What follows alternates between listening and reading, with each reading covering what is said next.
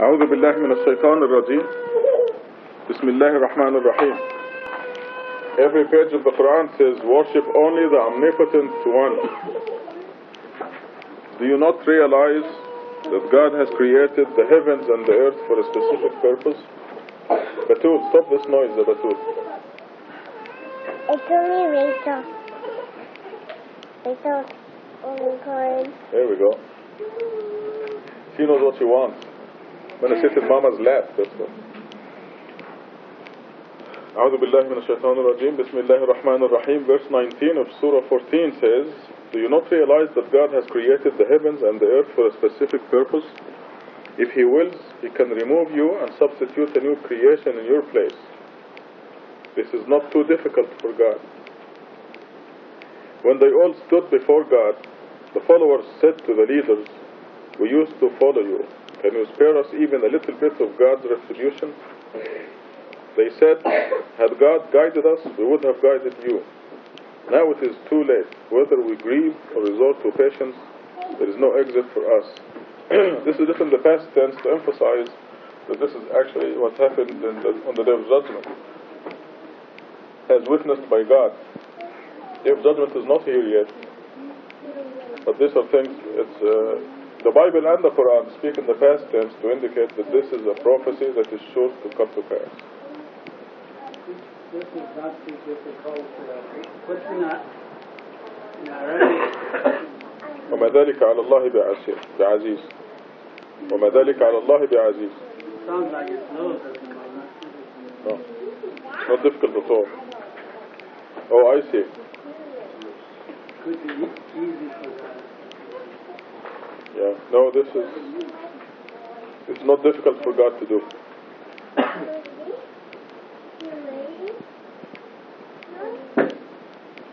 22. And the devil said, after the judgment had been issued, God had promised you the truthful promise, and I promised you, but I broke my promise. I had no power over you. All I did was invite you, and you accepted my invitation. Therefore, do not blame me and blame yourselves. My complaining cannot help you, nor can your complaining help me. I have disbelieved in your idolizing me. Only the transgressors have incurred a painful retribution. So here is Satan finally telling his constituents, I knew you were stupid to worship me, to follow me. So now the people who follow him now, he points at them and says, oh, you stupid idiots. I tricked you. You follow me? 23. As for those who believed and led a righteous life, they were admitted into gardens with flowing streams. They abide therein forever, in accordance with the will of their Lord. Their greeting therein is peace. Do you not see that God has cited the example of the good word as a good tree, whose root is firmly fixed, and its branch is high in the sky? So the good word, the truth, lasts. It has basis, has roots. And 25, it produces its crop every season as designed by its Lord. God thus cites the examples for the people that they may take heed. The example of the bad word is that of a bad tree chopped at the soil level. It does not stand. So the bad word, the falsehood, you just blow in it and it falls down. 27, God strengthens those who believe with the proven word in this life and in the hereafter. And what we have is the proven word. And God sends the transgressors astray. God does what He wills. They remove their families from God's protection. Number 28, have you noted those who responded to God's blessings by disbelieving and thus brought disaster upon their families? We talked earlier this afternoon about the souls being assigned to certain homes. So if the people refuse to uphold God's commandments, God will assign evil souls to their houses. How does this apply to somebody whose one parent is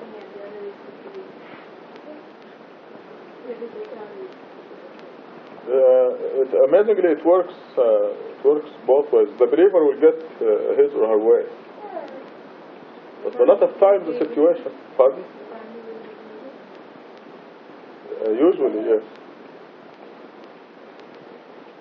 I'm trying to think, because you see, the believers get their way. And I'm looking at thinking of my own parents, where my mother was a believer, my father was not. A heavy duty idol worshipper. Believer by what means? But you see, my mother was not actively preaching or continuously. She was not as educated as she wished to be. But she was just telling us always, God alone, the saints and the prophets are dead. You must trust in God alone, nobody else. And she kind of gave up because we all ganged up on her, with my father. So in other words, we didn't follow her. So we ended up half the kids are believers and the half are disbelievers. I shouldn't put it this way. Half are believers, 50% are believers, 10% disbelievers, and the rest are wishy-washy. Sounds like we had 100 kids, right? We were only 6. But that's a very good proportion. 3 believers out of the 6. And two nice ones not made a firm stand, and 1 disbeliever. So that's not bad. If both parents are believers and true believers, is that a guarantee that children will be believers? No. And there's an example. Two parents disbelievers, they can have a believing child. Noah had one son that was disbeliever. We have examples in the Quran of all kinds of relatives, because the word guarantee is just too strong. Generally, yes. And in this new era, the believers will get their way. This is a very very difficult era to believe because of the TV, the movies, the atmosphere, the society. It's just it's more difficult to believe. At the same time, it is easier to believe. You can understand that. There are too many distractions. So in this new era where the miracle is mental and everything, just God's system, that things will go the way of the believers. So inshallah, Roxana's kids, all of them will be believers. They are already, mashallah.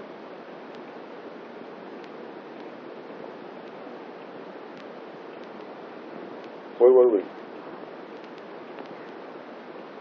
Yeah, we talk about they remove their families from God's protection. There are also examples for example, Ibrahim was God's favorite person, but his father, his parents were, I don't know about his mother, but at least his father was a disbeliever, a real bad one. So there are certain exceptions, at least in the past. I was going to mention to you Carol Qureshi and her husband, for example, where their daughter works both ways. Samina is a test for Carol and a punishment for Ihsan. So it works both ways. That incident caused Carol to be a stronger believer. It causes Ihsan to be a miserable person.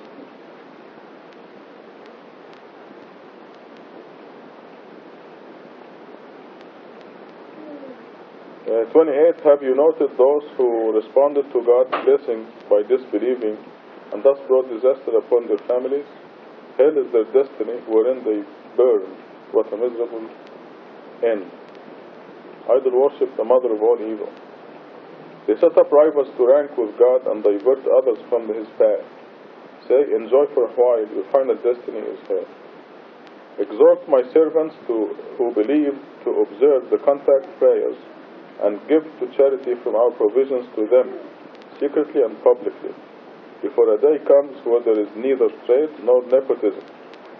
God is the one who created the heavens and the earth, and He sends down from the sky water to produce all kinds of fruit for your sustenance. He has committed the ships to serve you on the sea in accordance with His command. He has committed the rivers as well. He has committed the sun and the moon in your service continuously. He has committed the night and the day to serve you. So all we can do is show our appreciation by worshiping Him alone. Muhammad didn't do any of this. Jesus didn't decide how long the night shall be or what seasons will be take place. God is the only one who controls the sun, the moon, all that. Congratulations, God bless you.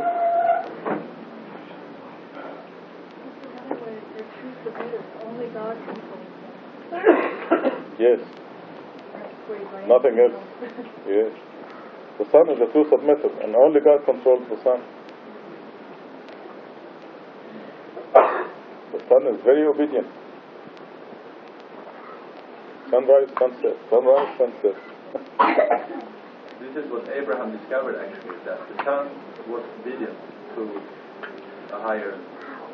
That's how he discovered. Well, actually, he was ridiculing his people. He was telling them, why don't you worship the one God, you know? And they said, apparently they were worshiping the sun as well. So he was telling them, maybe this star is our God. He was just making fun of them. As it turns out. Because obviously he has seen the sun, the moon, the stars before.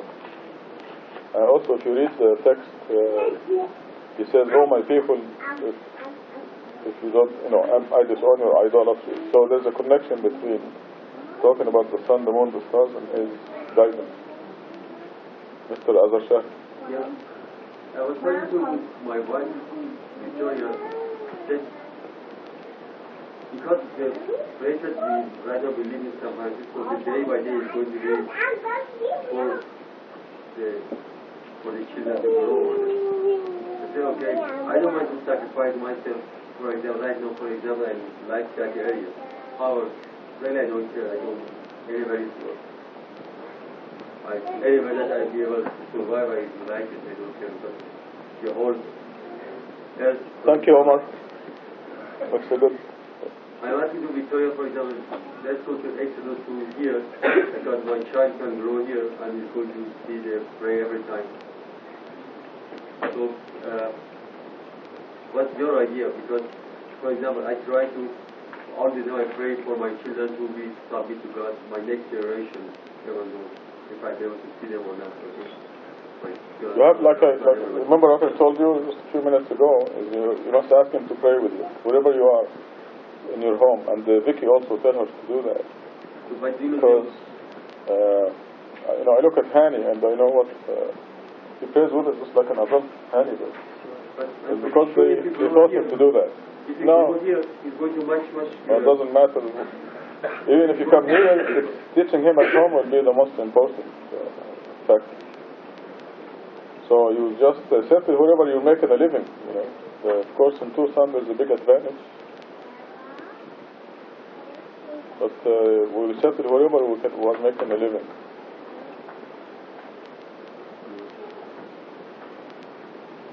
What I'm trying to say, what I'm trying to emphasize is that teaching at home is very important. So Muhammad is not too young to make him gradually he will discipline himself and stand in the prayer. At first he will stand for only half a rak'ah, and then for one rak'ah, then for two, and eventually he will do the whole prayer with you and will enjoy it. Give him some incentives like candy and cookies and stuff. Huh? Yeah. Easy slide, yes. Yes, and he's very hyper. Yeah.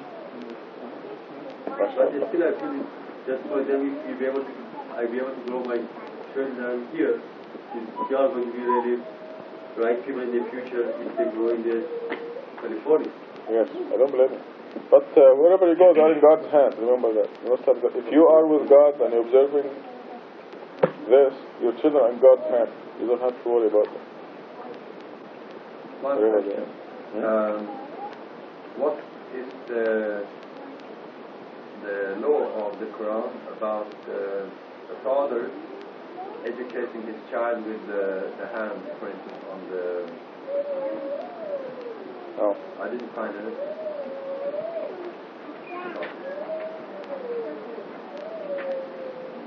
Is this actually a satanic invention? Yes. Don't touch your kids. You'll be sorry.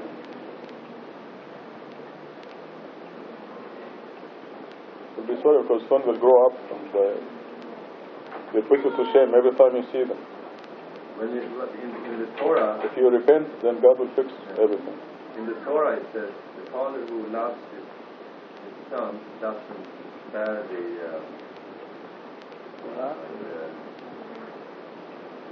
what do you say in English? Make a point. Everybody here, make a point that you can stand someday and you say, I never slapped my son or my daughter. Never beat my son or my daughter. And if you can repent, then you erase the past and start anew, and you can make the same claim before God. But what does it mean then in the Torah when it says that the father who loves his son doesn't bear the rod? What does? Translate to English. Say it in English. Say it in our English. The father who loves his son Yes. doesn't spare the rod. That doesn't tell me beat your kid. It means the father who loves his son never uses the rod. Huh? Yeah? So it depends on how you look at it. I mean,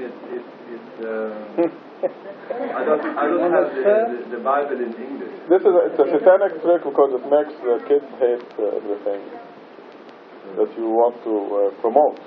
If you want the kid to read the Quran and you beat them to read the Quran, they will hate the Quran. And as soon as they're out of your influence, they will curse the Quran and everything that's connected with it. I've seen it. No, yeah, I didn't ask it from this point of view to read the Quran. Because this is a very... No, I'm just giving an example. If you beat the kid because you want him or her to sleep at 8 o'clock every night, they will hate 8 o'clock. Yeah. I mean, they'll connect the beating with whatever you want. You want to promote. Yes, but this is not what I was trying to ask you about. I was trying... Some children are committing mischievous acts. Yes. Like throwing stones through the window of the neighbor's house. Yes. And they do it repeatedly. Right. Or they steal bicycles, or I don't know what they do. Yes. And the father is trying to say, don't do that, but the kid is continuing to do it. So he punishes his child for having committed disobedience and distraction. And this is a question which is very, I would say... if the kid is behaving this way, it's the fault of the parents anyway. They had I think it was Oprah Winfrey's show, they had a mother and a daughter. The daughter got pregnant when she was 15. She dropped out of school and got pregnant. And the mother was there and the daughter was there. And Oprah Winfrey was asking, what is it that caused you to drop out of school? And the girl said, well, I want to be with my boyfriend, so boyfriend is more fun than school, this kind of thing. So then she turned to the mother and said, why did your daughter turn this way? And the mother said, turned to her and said, why did you drop out of school and go after your boyfriend and get pregnant? Why do you do these bad things when I want you to go to school and this and that? So the daughter looked at the mother and said, well, you're never home, and when you're fooling around with your boyfriend, it's this and that. And I was on the show. So what I'm saying is, it's the parent's responsibility. It's the mother setting the example for the daughter. Is there anything wrong with getting pregnant and if maybe they got married in their way in front of God? There's no such thing.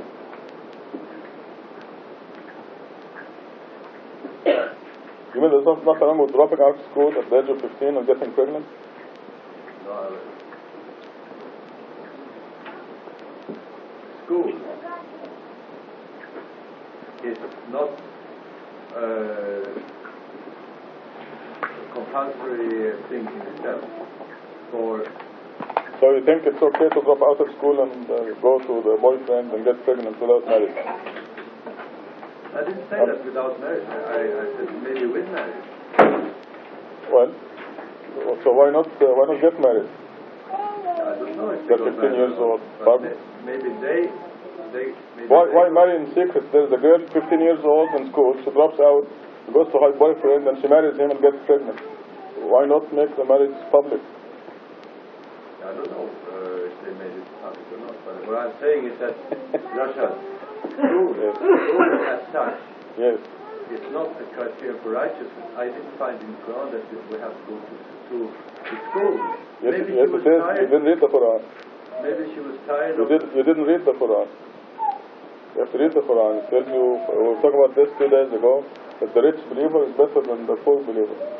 That's what God is saying. What does this mean? Yeah, that's the more educated that they are. Right. In fact, I will let you read it.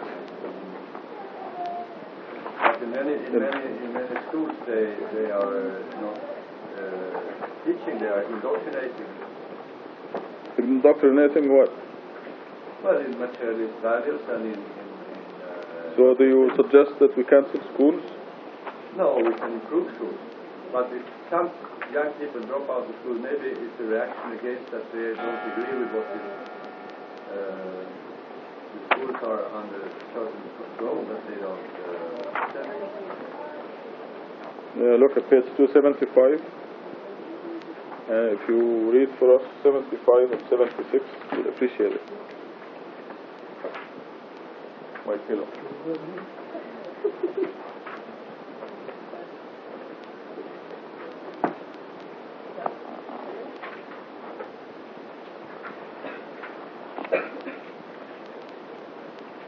This is loud. You can read the Quran. When I said you didn't read the Quran, it means you read it, but you didn't read it. But that's easy. Because when you make a statement like that, that's easy to say. I didn't make a statement. I made a question.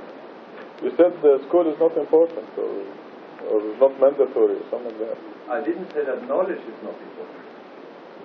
You said school is not. I said that Well, I people said who you drop can't. out of school can have very good reasons for it. You can't get knowledge without school, that's for But sure. I will read it. It will take you 20 times as long if you wanna educate yourself outside without school. What I've seen both. Are you trying to say that the school is a guarantee for success? Or you say that I didn't you say cannot that. I said the acquire education in school is faster than education without school. That is a simplistic generalization which has nothing to do because each individual is different and there are lots of individuals. Well, I've seen both examples. I've seen Yes. people who go to school and people who didn't go to school. Yes, but it's And not- when you go to school and you have 15 points, you study logic and philosophy and accounting and economics and journalism. But if you do it on your own, it's going to be 20 times as long. This has been the experience. You can accumulate the experience of 100 scholars. Yes, Lucy agrees. Yes. Yes, but You can look at a research that did a lot of survey thousands of people, and you come up with a conclusion. But you see, the school is not a guarantee that you will learn the right thing. And Ignorance is. well, your mother, for instance, she was not that ignorant. She wanted to know what, but she told you the truth. To worship God alone. You see, don't mix up things like this because the fact that you have gone to school is not a guarantee that you. So you this succeed in life. proves that ignorance is good. No, I didn't say that. What are you saying? No, I'm saying that. Saying the school doesn't guarantee happiness, therefore let us cancel schools. What I'm trying to say, Yes. first of all, I don't want to start an argument. I want to I'm repeating what you're saying. You're No, saying you are not. school does not guarantee happiness, right? Is this what you said? Yes. Success. school does not guarantee Therefore, let us eliminate schools. happiness. No, I didn't say that. Okay, what are you saying? What is your conclusion? My conclusion is that we know very well that the school system today is not optimal. Or do you think it's Well, it's the best. The best You think ever. it's the best? Yes, Well, it's the best ever. what school are you talking about? Any school system anywhere in the world today is better than any other time. You believe that sincerely? Yes, I know that. Okay, then I don't want to discuss it, but there is a national emergency plan in the United States because the people don't learn anything in school. And the level of illiteracy and the level of analphabetism has increased in the United States. So I think this is a little bit... Why? Because the schools don't teach Yes. anymore as they used to. They don't teach. So they are better than Because ever. they have acquired new so-called methods which are not as good teaching methods as they used to be. So what do you suggest? And the children are not very motivated when they go to school because there are lots of other activities that are promoted on the side. And the role of the school today has become more of a social institution to teach young children to socialize rather than to acquire knowledge. And maybe this...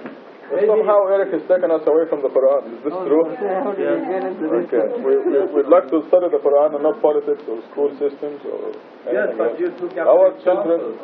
children are the most educated kids in the world. You are just knocking off this 15 or 16-year-old girl or whatever, just like this. Maybe she has a very good reason. We uphold the highest moral character because God told us to do so. If a girl gets pregnant at 15, first of all, physiologically she's not ready to get pregnant. It is not good for her. To drop out of school is not good for her. It is a bad example. And it affects your behavior.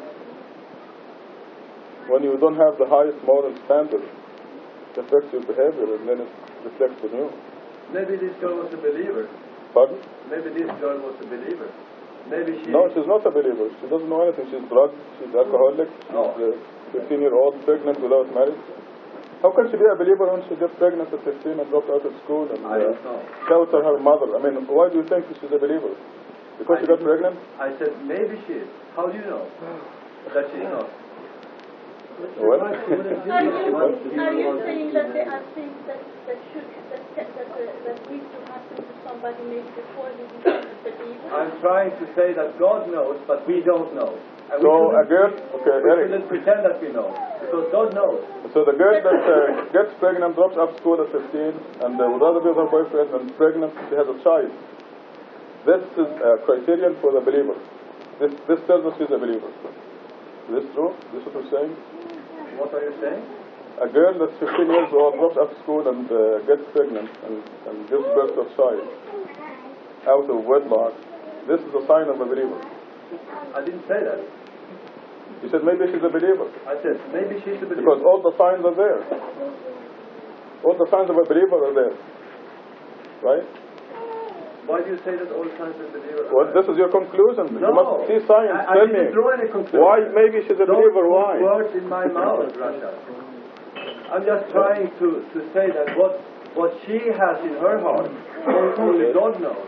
Well, I think you're bad influence on us, Eric, and I suggest you go back to Switzerland. This is my suggestion. Because your behavior reflects what you're saying, and it hasn't been very good. I'm sorry. Me too. But I know certain things you don't know, so if you choose my no, expressions... if something happened like we say, we as believers judge it from what the Quran says. But not to judge the person as for what she knows. That's what she decides to do. If she knew better, if she knew about the rules and regulations, that regulation she will not have been in that position. That's right. Because Exactly. she is in that position from what she knows. But from what we know, and even for me as a woman, I wouldn't want to be pregnant for anything.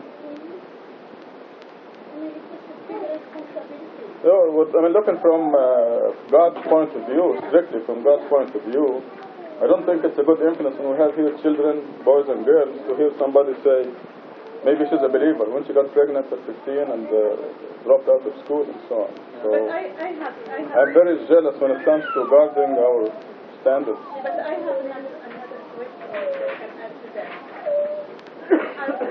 As human beings, we do have to have feelings for the baby. And the mother, she believes. Say it again. Because I know in our country, I know in our law, if even men and women get pregnant and want to get married after 1 month, if they have a baby and after 1 month they want to get married, that child is called illegitimate. That's it? Yes.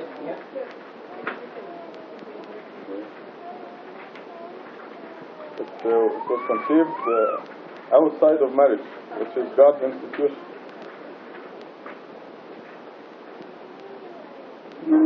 I just don't trust you talking to the believers when I'm not here. I'm not comfortable because of your point of view. Maybe you have some European ideas or something. Whatever it is, I'm not comfortable when you're talking to the people and there's always some negative feedback. So I'd appreciate it if you just visit when you are here, or it'd be better if you just go back to sleep.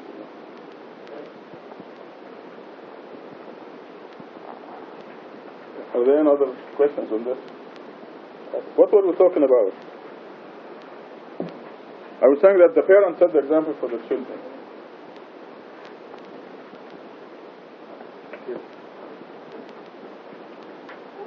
A good example from Maryam, زعلانة ليه؟ 19 years old. أيوة. هذا نصيحتك لنفسها. Maryam was 19 years old and she said no man has ever touched me. Yes. That's the Quranic lesson. Yes.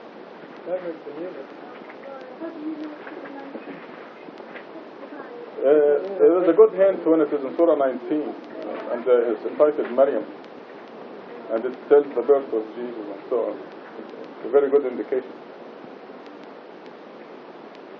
15 is just, even physiologically, the girl is not ready. Just because she is menstruating and so on doesn't mean the uterus is ready and emotional, psychological conditions are satisfied. But you have to understand that And the same with the boys. That's why in the all countries, one time ago, let the girl marry like that with 14 or 16, or maybe let the boy before they have a child, I believe they have about 6 or 7 lives. Yes, infant mortality. I have three. It was a mistake. Two brothers and a sister died before me. I was the fourth one. Because my mother was very young. Right. Just physiologically, the boys and the girls are not ready before the age of 19 or 20. So they didn't know any better. Now that we know science, we have better education. We know this. It's not only that, that's the difference between us and animals. You have to... They are talking about hormones. When I say, no, there are hormones. But we have a brain too. The animals know when they're children what they have. And they say that Animals are better. normal. They say that it's The something animals normal. are better because they know when they are ready. It's very fast. It's a very hard concept for Westerners to understand what is hormone. Please,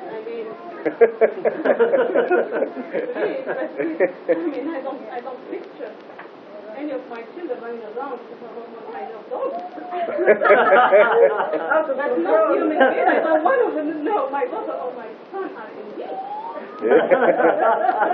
I want them to learn. Control themselves. Have Yeah. self-control. Exactly. This is what it's all about in everything. Yes. And that is the heart. I've For been- people that steal, for people that... It seems like in the last 10 Quranic study, I've been reminding the parents to tell their children that they're very special. They must learn they're very special. They're not to behave like the commoners, and they must not let anybody touch them in a sexual manner until their wedding night. And so I have an appendix here entitled Virginity for that purpose. So if they are too embarrassed, you can just have them read the appendix. So sometimes it's a ticklish subject. It's difficult to discuss. But they must teach them first that their happiness in this life and forever depends on obeying God's commandments. Well, I was in And, a pandemic conference. It was incredible. how it was even. And at the end, you say, well, yes, they were talking mostly about the women, but how about the men? Right. And it was in fashions of don't let him get to know you. And on, and after he's going to say to you goodbye, and I believe this is men and women. Right. They're both responsible. Please don't teenagers, and it's plenty of For both. unfortunate issues. We are not having to blame, not because the woman is showing badly, the man didn't do anything. I mean, he's gone and finished. And that was something that really I think at the time was more direct to the woman than the man.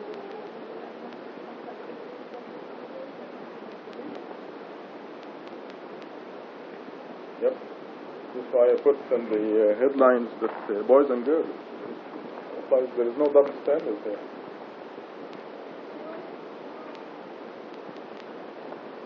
You know, first and foremost, if a person is a believer, the children are in God's hands.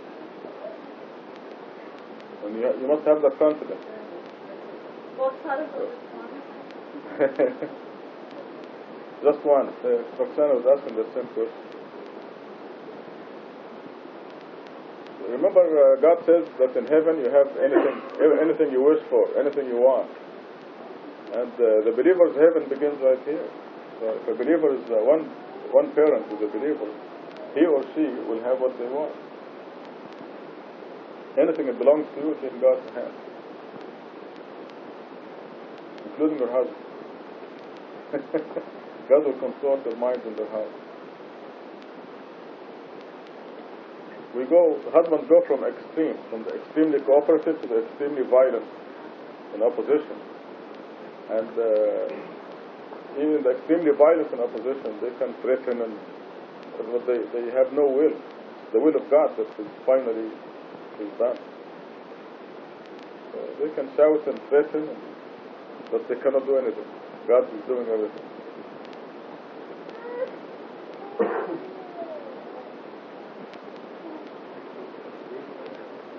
David's conflict right now is saying he knows his life.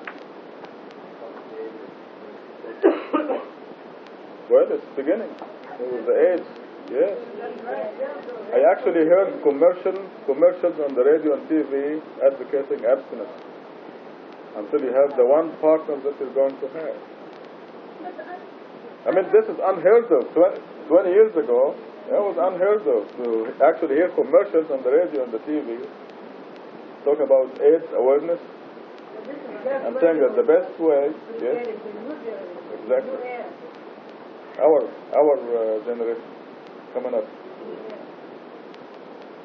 I mean, 20 years from now, there will be twice as many people on earth who never heard of the Trinity or anything else. And Hassan says that this is God's way of teaching them, since the parents are lax.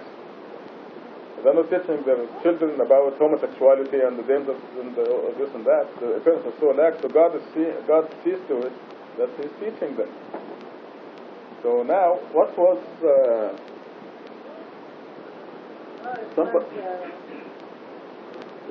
Stargone was saying something? Oh yes, the cat is so weak and old and falling apart. And Stargone said, maybe she has AIDS.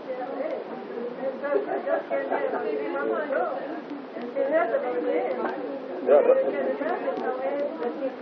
but that's not the point. You see, the point is, look at the child knows about AIDS. And the next step is teenage, Yes. AIDS is spreading in our children's population. Why now we're going to do more. And this is the system. This is how God is system there. The hard way that they're going to live.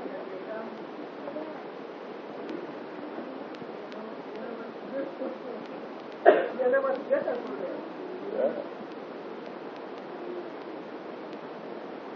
Ziba will call in about 15-20 minutes. She did? Where? Where? Here? Gosh, I was fighting with Alex. I had no awareness. Wasn't aware of anything.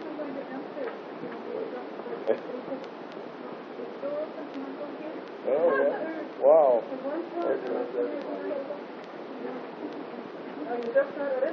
Yes.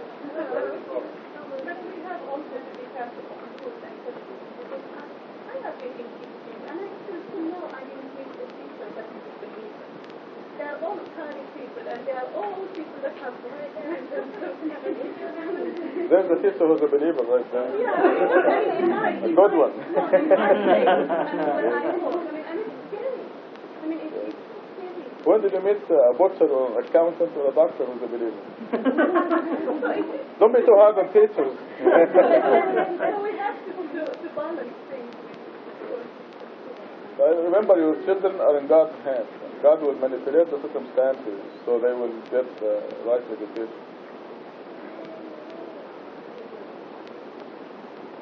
And the best education starts. Yes, that's it. Very important.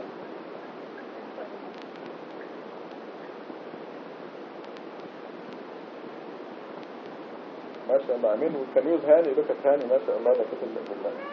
As an example. He stands with us just like the adults and prays. Perfect. The only thing that's wrong with his prayer is he makes his salam to the left ear.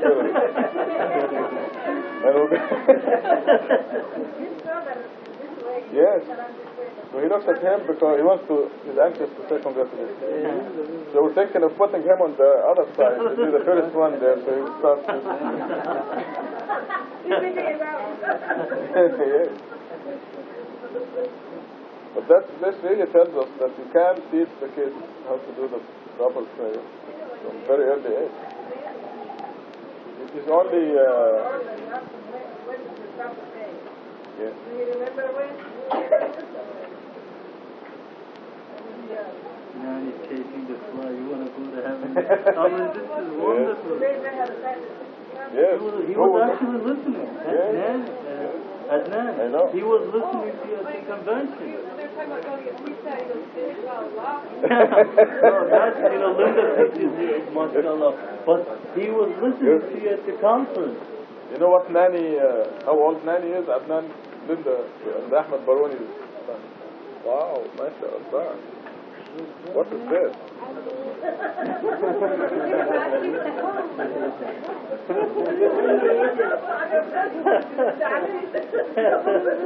I was going to hang it in my office. Anyway, Nani was running after a fly with a swastika. You want to go to heaven? You want to go to heaven? I mean, even adults don't know this. Send them to heaven. He's asking the little flies, you want to go to heaven? You want to go to heaven? He was listening to Rashad at the conference. He's not even, he's two, he's about two. No, my God. He was listening at the conference. Yeah. Nobody told him before.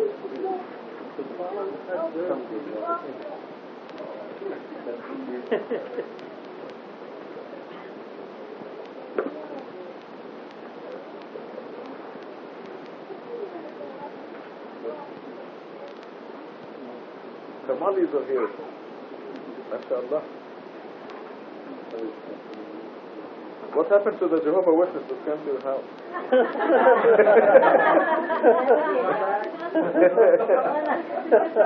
Aisha was there. Oh, you were there too?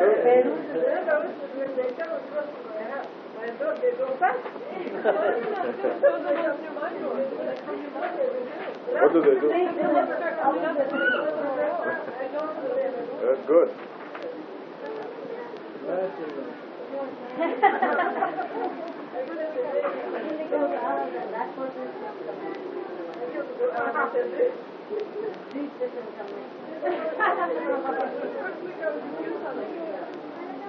Yeah, they are active. They know the new people. Did he ever show up again? I don't think it's a Jehovah's Witness anymore. He came in to tell us to read the Bible, and we ended up telling him to read the Bible. We showed him that he doesn't know what's in it.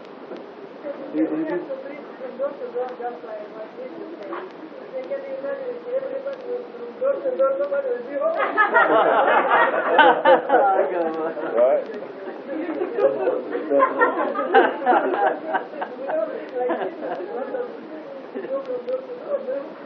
The gentleman he didn't start his to heaven. No, yeah. Remember, were you there? You were not there? No, you. Yes. He came to tell us not to go to heaven. Not to go to heaven? Yeah. Huh? What do you say? He said, I have no hope for going, I have no heavenly hope. What did he say? I have no heavenly hope. He said, you mean you're not going to heaven? I said, no. He said, do you want to go to heaven? Because we're going. He said, no. Yeah. He said, no. I said, well, wait a minute. If you have a choice, would you like to go to heaven or not? He said, what? If I have a choice, yes, but I have no hope. That's why you're coming to tell us that you want to take us with you? Yes. You want us to cancel all our heavenly hope or what?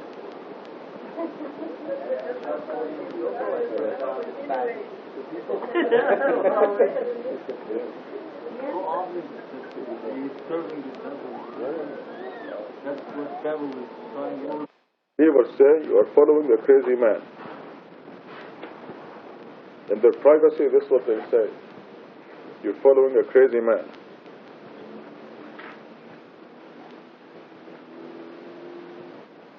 I think this happened to every one of us. Note how they describe you and how this causes them to stray off the path.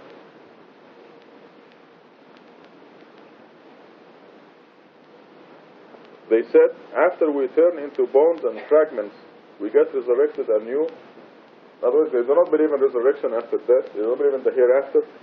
And I want to emphasize here that 49 does not mean they say it orally. Orally. They say it in their heart, in their mind, secretly. Their subconscious is saying that. This is why we need the 3 criteria to bring out that subconscious statement. And I think in the new edition, I'm making this clearer. They said in their subconscious, after we turn into bones and fragments, we get resurrected anew. 50. Say, even if you turn into rocks or iron, or a lion devours you and digests you. 51. 51, actually this is what it says. 51, or any kind of creation that you deem impossible to resurrect. This is what it means. Somebody is eaten up by a lion and devoured. How will he be resurrected? This is actually what they ask. You will be resurrected anew, because the body doesn't mean a thing. The body is eaten up by the earth anyway, or cremated, or whatever. They will then say, who will bring us back? Say, the one who created you in the first place. They will then shake their heads and say, when will that be? Say, it may be closer than you think. Treat each other amicably. This is a commandment to all of us, and we have to be very careful, because this is Satan's last stand. To borrow Custer's word. That's General Custer? Custer's last stand? I don't know what the connection is, but something's there. There's some connection there.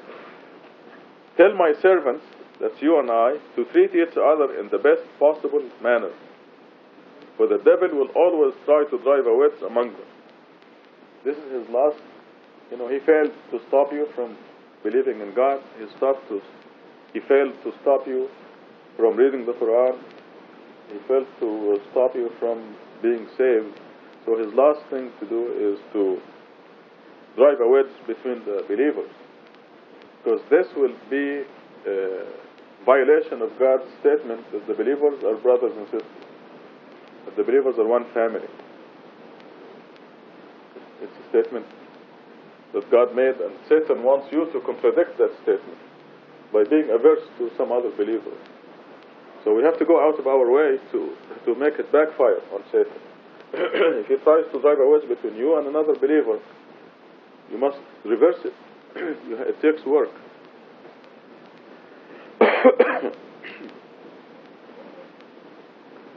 Pardon? 52? The day He summons you, you will respond by praising Him. Oh, did I miss it? Yes. Okay. The day He summons you, you will respond by praising Him, and you will then realize that you had lasted in this life but a short while. Really very short. It's sufficient for the test, but it's very short.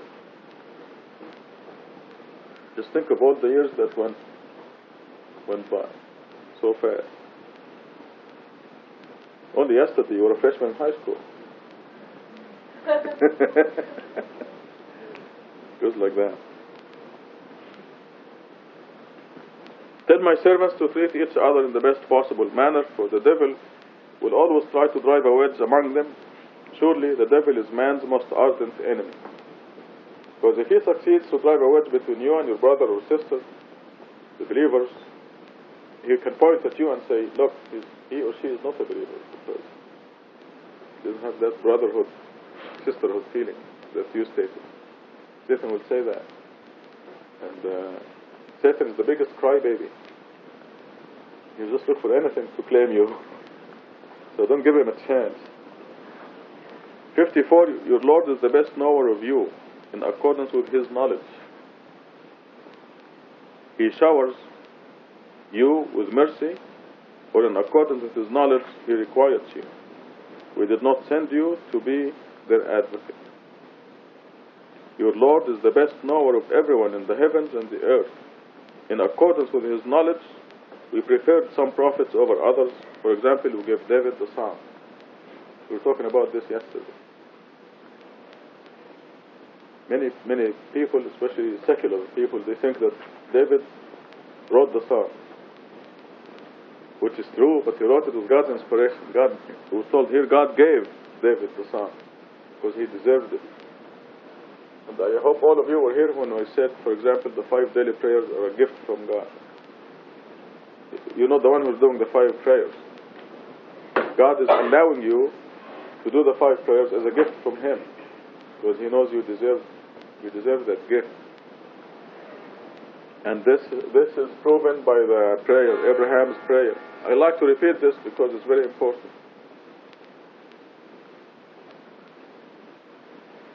Because when we do the 5 prayers, we don't feel like we're doing God a favor.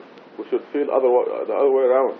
We should feel that we thank God for the favor that God gave us to make us do the 5 prayers. Abraham's prayer was, please God, make me one who observes the 5 prayers. مين اللي زمر هناك يا حاج؟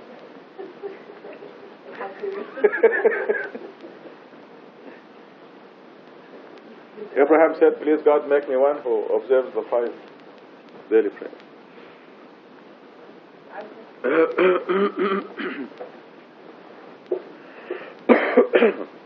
We gave David the psalm. You know, you always read the people who wrote what the scripture says, the psalmist said, and the psalmist did, the psalmist said that. They call David the psalmist. They really, act and write and consider that David is the writer of the psalm. But the Psalms is one of God's scriptures. It is all loving God, and it emanated from David, but God gave David the words to express that love.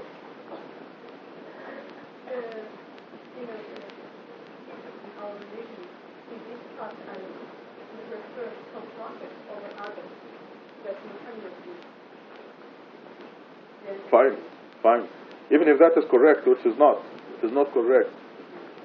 God is the one who prefers. And He ordered us not to prefer anyone, and not to make distinction. God preferred by necessity. He spoke to Moses, for example, a great honor that was not given to any other prophet. The prophets that are honored in the Quran are the following: Moses, Jesus, and David, not Muhammad, ironically. So if you are to pinpoint who are the prophets who were honored, and Abraham, if you are to pinpoint in the Quran who are the prophets who were honored to higher ranks by God, they were Abraham, Moses, Jesus, and David, named by name.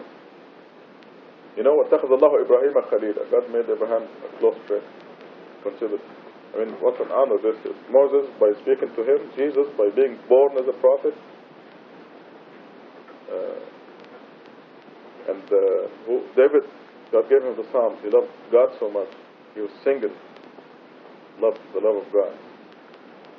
And until today, if we want to express true love of God, we use David's words. What about John? He was born as a prophet too? Or? John was a prophet, yeah. But was he born as a prophet? Who? John. The Baptist. Yeah. Yes. He was born as a prophet. No. He was not born as a prophet. But Jesus was born as a prophet. He spoke from infancy and he said, I am a servant of God. God gave me the scripture.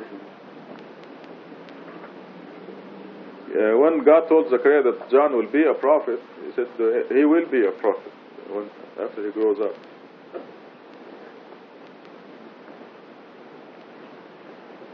"56. Say, implore whomever you claim to be gods beside him. They have no power to relieve your afflictions, nor can they prevent them." There goes St. Jude.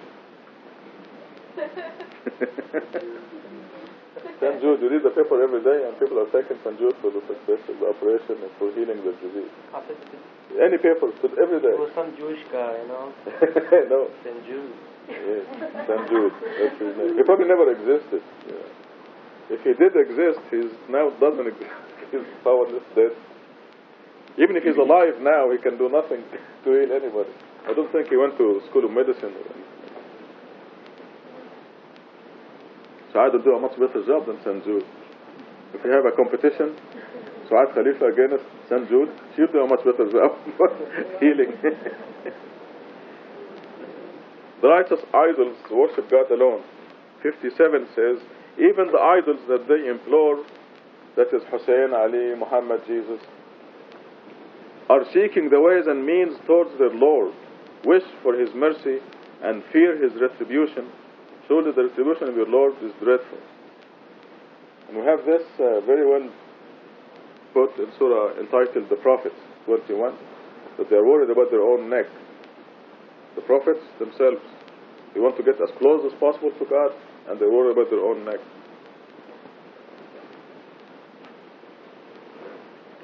"58.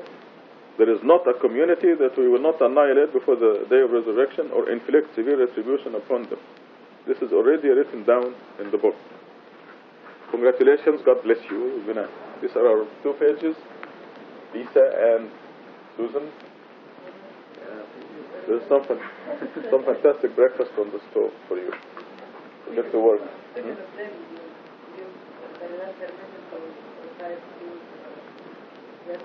Yes, of course. That's very good. But you should have waited until Lisa and Susan stepped out. You can hear it as you have breakfast. Go ahead. Are there any workers who are going to work? No? No. Where's the jobless one? I have to go to Yes. You have to go by 8. I have to be there later. Yeah. Leave the door open now. Everything is fine now. Yes. Yeah. Huh? Yeah. Leave it open. Yes. Yes. Mm.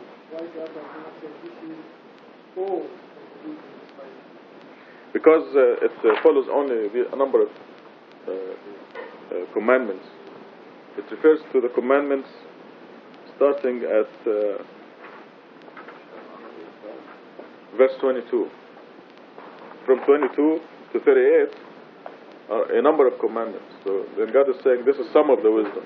It's referring to just these. Yes. You think that this verse refers to Quran? Yes. But just refers to those verses. Well, those verses are some of the Quran, are part of the Quran. God says some of the wisdom revealed to you. So whatever God reveals is wisdom. Hadith is not revealed from God, it's revealed from Satan. The people have to have a choice between God's wisdom and Satan's wisdom. And all you need to do to see how stupid Satan's wisdom is just open the book of Hadith at random. From the names of the narrators to the subjects themselves are really very stupid. I mean, Satan couldn't be that stupid. He must do it on purpose, just to show God that people will follow him anyway. Disbelief. Yes. The reason I'm asking this is because the title is War on Existence. Yes.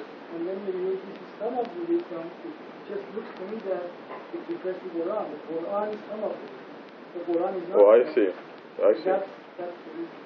Oh, but there's other scriptures too. Limited. Yeah. But Quran is complete and detailed. But you see, the hadithists deny that Quran is wisdom at all, or part of the wisdom. See, Quran is the scripture and hadith is the wisdom. Ali Izadi, right? That's what Ali Izadi said. I had that thought too. Pardon?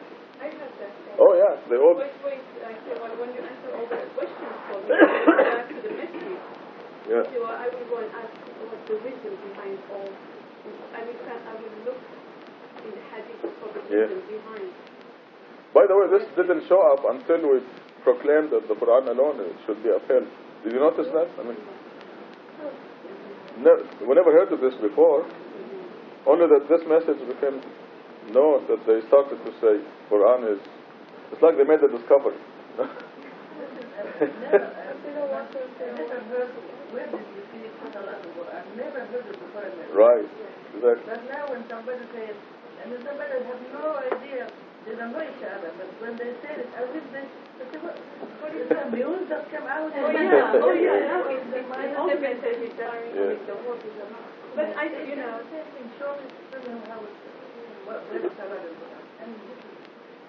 people that have no idea where they're from. Oh, by the way, Naima, this is another idea that Ihsan developed also, about when they ask, where is the Salat in the Quran? And Ihsan says, if the Salat is described in detail, every step of it, every word you answer, everything in the Quran, which will take quite a few pages, will you follow it? And the person said, of course I'll follow it. She says, okay, let's take the first step in Salat. It is in the Quran, in Surah 5, verse 6. It says, O you who believe, when you get up to the prayer, wash your face, your arms to the elbows, wipe your hair, and wash your feet. Is this what you do? They all flunk, because they don't do that. So see? God is giving you the first step in Salat and you don't follow it. So why? I used to tell you, you're sitting down. Yes, another. Only correcting what we do wrong in Salat, because Exactly. Salat is already there all the time. And if you are sitting down, when I ask you to sit down, when you walk, nobody has ever disagreed how many rak'at is Fajr, how many rak'at is Dhuhr, how many rak'at. Exactly, there's no difference. That's what the logic. You know, if some Muslims were doing the morning 3 rak'ahs and some are doing it 5 rak'ahs and so on, then God would have said, hey, it's the proper number of rak'ahs is 2. Just like they did But it's all. do. When they do so many steps, and they'll put exactly how many steps.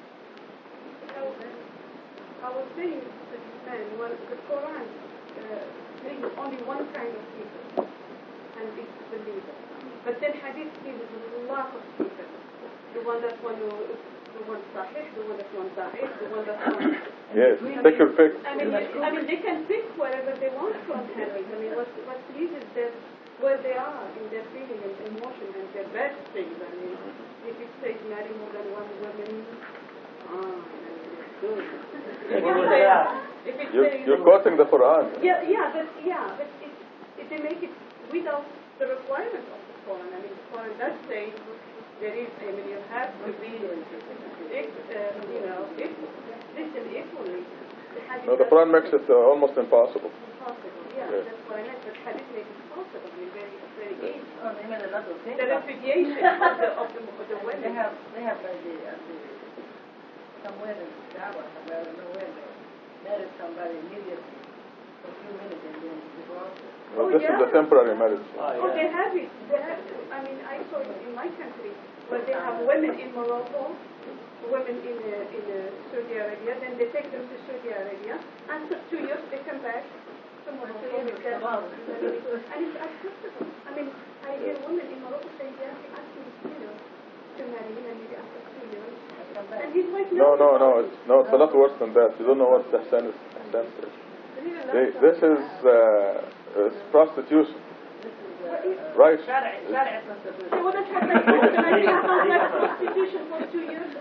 No. This is for 1 hour. This is only a few yards from the Kaaba. And this man was walking with 3 or 4 girls, and he's saying, zawaj mota, temporary marriage. So a man will walk to him and say, I would like to marry this one. And he says, for how long? He says, 2 hours. There'll be less much. Okay, how about this one? I mean, really prostitution. And people get angry and they go to the police, and the police will say, sorry, this is the Shia principle. We cannot interfere in religious affairs.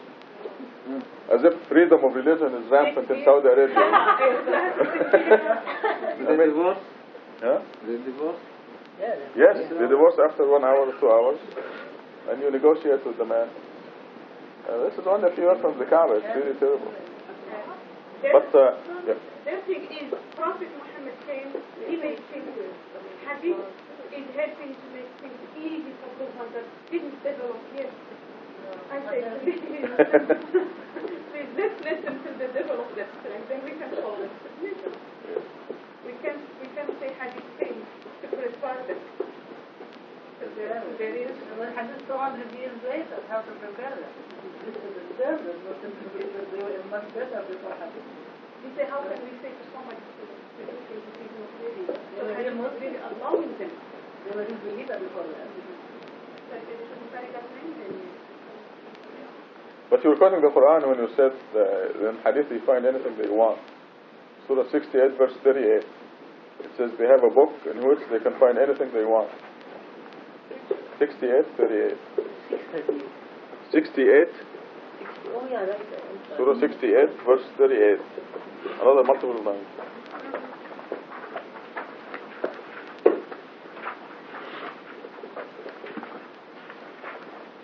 Yep. 565.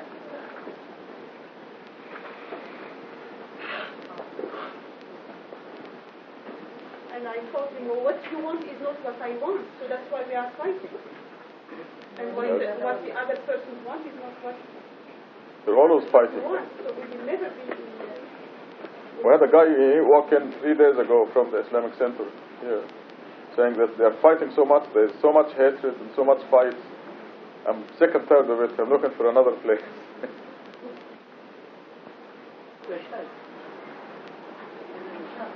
Yes. 68:35 says, shall we treat the Muslims like the criminals? Right. Very profound. Yes. We can see that. No, they can't see it. What is that? فَنَجْعَلُ الْمُسْلِمِينَ كَالْمُجْرِمِينَ. Yes, this is the word that's used. 35. It says mujrimeen. It's a very bad word in Arabic. Mujrimeen, criminals. They're the ones who have a book where they can find anything they want.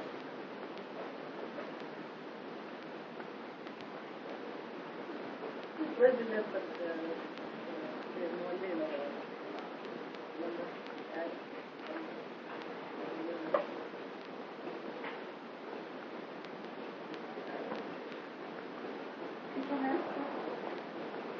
You mean you have a question? That's what it is doing.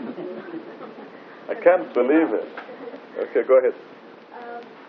We find out recently that when a righteous dies, goes straight to heaven. But in the Quran we read that on the day of resurrection, when we wake up, it's like waking up from sleep. And in this word we say, La ilaha illallah, it's the same in the hereafter. Right. But in here, there is this question, Jesus, the believer, the righteous, is in the heaven Yes. already. And then it's the day of resurrection. Right. And what happens? Okay. You know what happens before the resurrection? Before the day of resurrection? Before resurrection. Immediately before resurrection, what happens? Everything will be destroyed and all the dead will be alive. Okay, before that, what happens? It's okay. I mean, I'm not just because you know it, but I want to bring it out. Okay, what happens just before resurrection? The earthquake. Before that.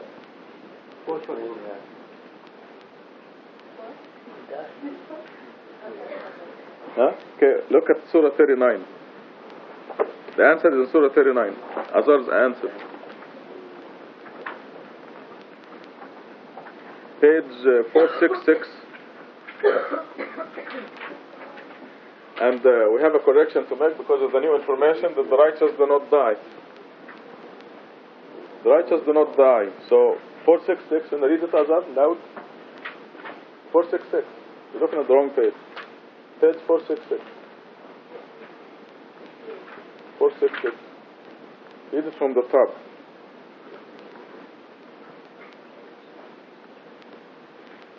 The holy doors were open everywhere in the heavens and the earth in the strong day. Okay, I want you to, if this is your book, cross dead out and put unconscious. See, she already got it, right? Yeah. MashaAllah, happy anniversary.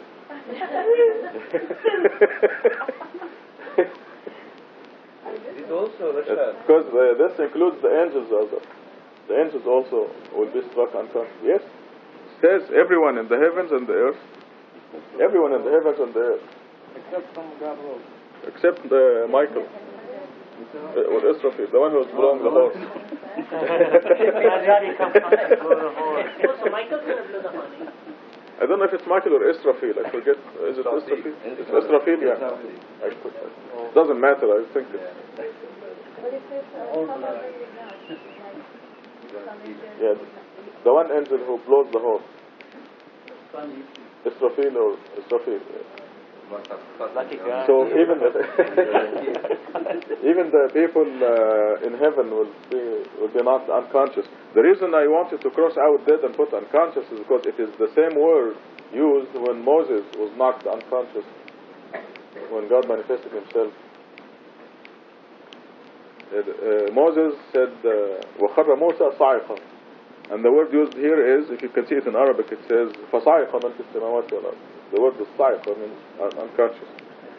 So in this translation is not accurate. It's also, it's also wrong according to our previous information. Also, it would be the third day.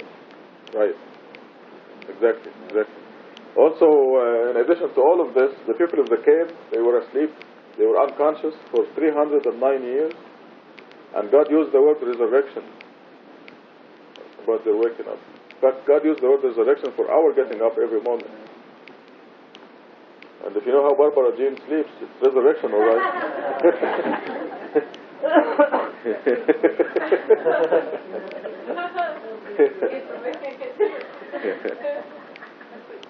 Have a nice day. See you inshallah at the Friday prayer. Alaikum assalam.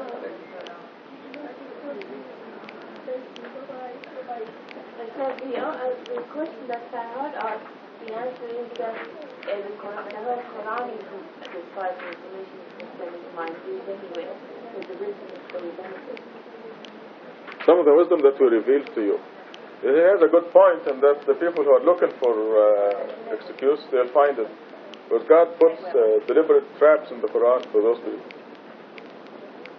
I'm thinking of how to put the subtitle, change it so to avoid that problem.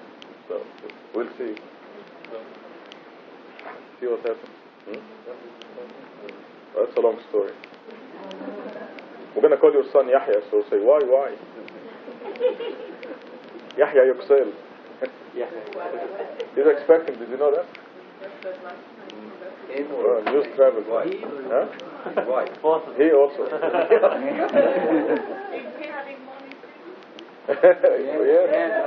Well, he loves Uppermere so much, and when she has morning sickness, he has it too. I brought him some lunch the other day and said, I vomit. Honest. Is this true? listen to him. What did you say? Yes. Yes. Explain. Explain. Yes. Yeah, but no chance. One more witness. Guilty. Third one here, another one. Okay, Paribas, let's do some Quran. Will Shams this good? Yes. Yes, we're gonna have it now. Summarize. Oh. No, it's not Shams. Is it Shams Kuvert? Surah 81.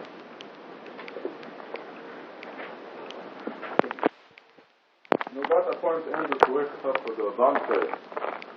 And it takes a little nudge for most people.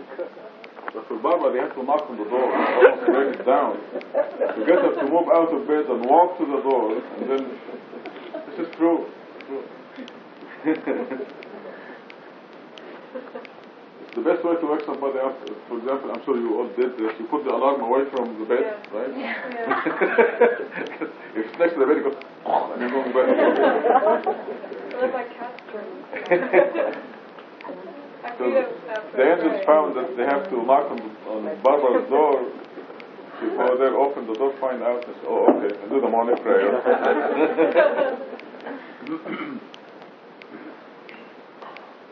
MashaAllah.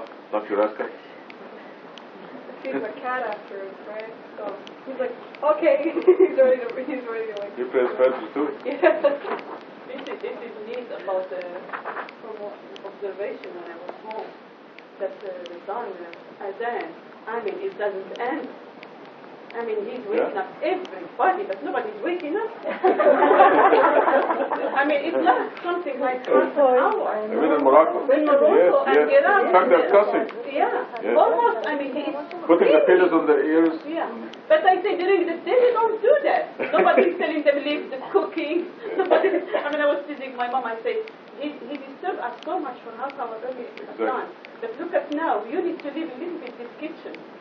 Yes. And attend to God. They will leave it all day long. Nobody is dedicated to the time of the prayer during the day. Well, the evening will come and we'll do it. You know, where we lived back home, they built a mosque with a minaret and with big loudspeakers that were pointing right to the window of Suad's room. And this ugly voiced guy, you know, every day, 1 hour before dawn, he comes up and just rattles on some nonsense, very loud. I mean, it's horrible. Yeah, and usually she's studying for, school of medicine. She's up until 2 o'clock in the morning or something, and then she puts her head down, and then there comes this guy. They actually complained to the police about him, but he won. Yes, it's really terrible. 1 hour. You're right. They don't do it in other prayers. Only in the Fajr prayer. And the one that nobody will stop. Yeah. Make the people hate anything that's connected with the prayer or God or Islam. What's your question, Ada? Just one more. Just one more. I love that phrase. Yeah. One at a time. In Surah 2, verse 29, we read, He is the one who created for you everything on earth, then turned to the sky and created 7 universes therein, and He is fully aware of all things. And this question come up that in another verse we read that everything was masses, and then explosion happened, and there was, everything was created. And when I think about that, and I read this one, I'm confused that the earth was created first, and then the 7 heavens. The provisions for every ant, horse, and mouse were calculated. The design was done. Everything was created first. Then you talk about the process. The process of creation is the Big Bang. So this is just a provision that creates first. The earth took 4 days to design and calculate the provisions and everything. Just the earth. وقدر فيها أقواتها في 4 أيام. See, God created the whole universe. This is in Surah 41, verse 11. Some in Arabic doesn't mean in Quran, especially it doesn't mean always a time sequence. Right. Sometimes it's like this. As a matter of fact, there's no time sequence. As far as God is concerned, there's no time period. To show us, even to teach us. Everything existed. Anyway. I know, to teach us sometimes God put in time sequence. There's no time sequence for God. Yes. Did you hear that, Azad? Did you hear that? No. Go ahead. Here, especially in verse 29, there is not time sequence because Sunnah here, in fact, means additionally he created 7 universes, and he expanded them. He created this and also this. Summa doesn't mean, then doesn't mean. Here as a translated as a then. So there's no time sequence for God. In other words, before the 7 universes were created, God knew that the earth would be created, that Azar will be born and will move to San Francisco and will marry Mahdi at Masjid Tucson. God knew that. So it was already created, even though there's nothing yet, as far as we're concerned. So there's no time sequence as far as God is concerned. I said maybe, for example, you build the building, and you didn't finish the design, but you go first to your room, and you finish this for design furniture, and go back. You know in your head how many rooms you're going to have, what it will look like. Rashad, in Arabic, من بعد ذلك shows time sequence after this. But usually من بعد ذلك applies to people. You just believed من بعد ذلك, or you believed من بعد ذلك, or you went to the other town من بعد ذلك. So it applies to the creatures, not to the creator. As far as God is concerned, there's no time. Period. Therefore, there's no sequence. But first, I mean, the people who will be born 100 years from now, God already knows about them. So are they created yet? Yes. But they are not in existence yet. They will be here 100 years from now. Well, then, as long as we're concerned, they're not. Right. I mean, who said the past, future, and past and present future doesn't exist same time? This is why God tells us about the day of resurrection in the past tense, as if it happened. Which is true, as far as God is concerned, it happened. Everything is done. This is why when God says Satan went to heaven, to hell, nobody can say, is it possible that God will forgive Satan? Because God already tells us what happened in the future.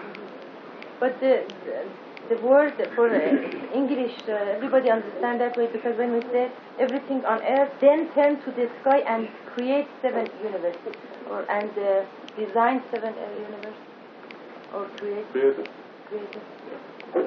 also you said It 41. doesn't matter. We shouldn't pick on these little things. Okay? We shouldn't assume that God created the earth and the heaven. When people ask us, we should have an answer for that. So this is the answer. Say, why is it relevant to you whether the earth came first or Jupiter came first? Somebody asked. You know, ask him a question. When they answer the question, is it important whether Jupiter came first or the earth came first? Is it important to you? But that's what God says. The people who doubt in their hearts, they will ask you those questions. They'll talk it to them. You said 41, which was? 41:11. 41:11. Thank you.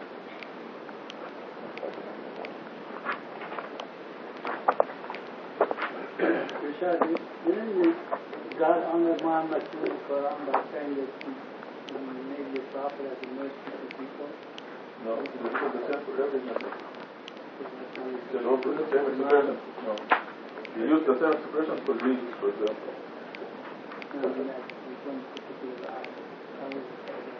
Yeah, they forget that. Like when they say God and His angels make salat on the Prophet. Well, 10 verses ahead of that is God and His angels make salat on the believers. The same words. هو الذي يصلي عليكم وملائكته. It's exactly the same words, but you never hear them saying that God and His angels make salat. I'm using the expression make salat, which is because whatever the understanding of that is, God does it for Muhammad and He does it for the believers also. This is exactly 13 verses before صلوا عليه وسلموا تسليما, which is a big deal, they make out of it.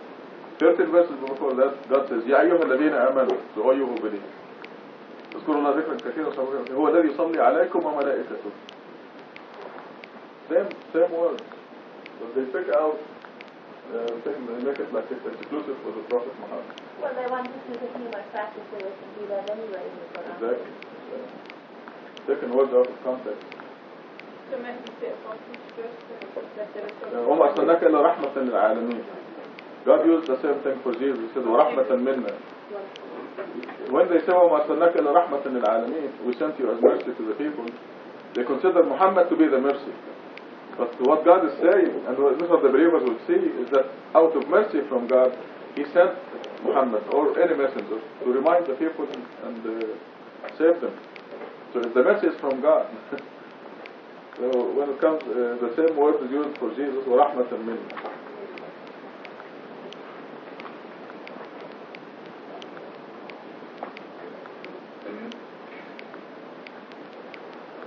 Okay, well, I did give us a clue.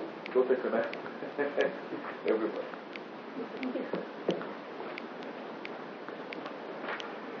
And inshallah we'll meet at 12:30.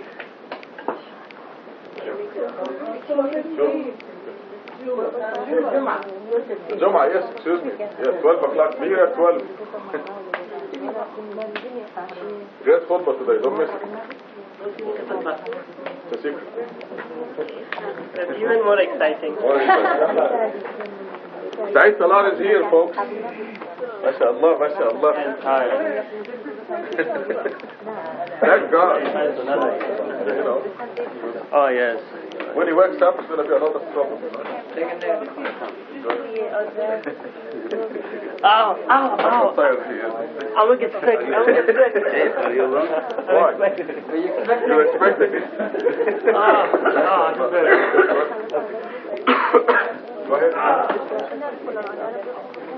Sure.